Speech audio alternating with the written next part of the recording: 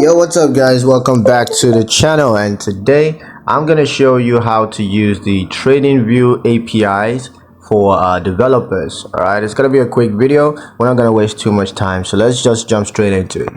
Now the first step will be to access the APIs for developers. Now you can access the API for developers by clicking on the APIs button that's on the TradingView dashboard.